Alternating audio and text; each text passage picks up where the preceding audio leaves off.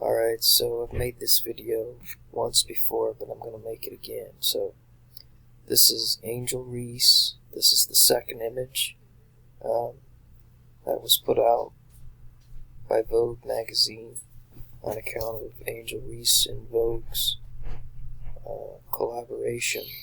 So I already talked about the cover of this magazine, Vogue, with Angel Reese. It's doing the bearing of the right breast, the rolled up trouser leg with the split dress, the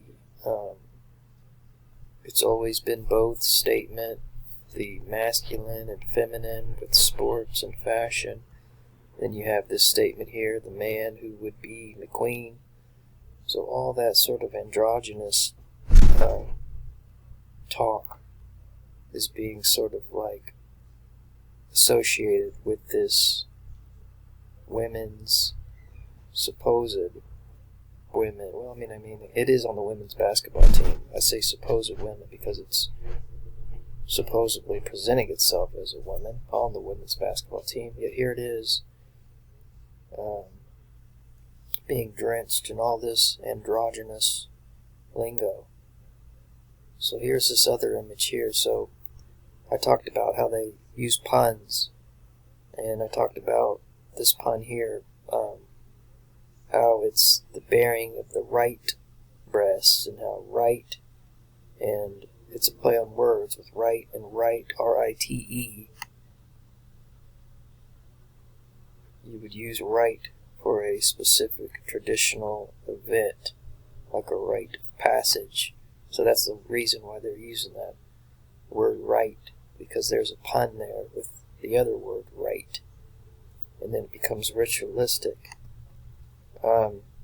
The pun is also being presented in this image with this stool.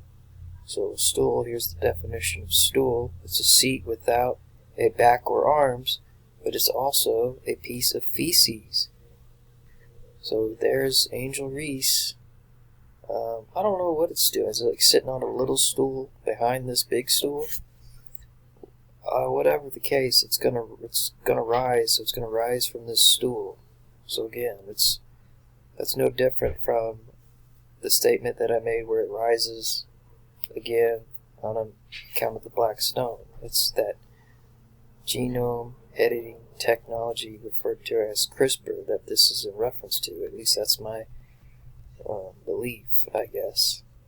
So there it is, making that hand sign. So I've done plenty of videos over this hand sign. So I've called it the bonded hand sign.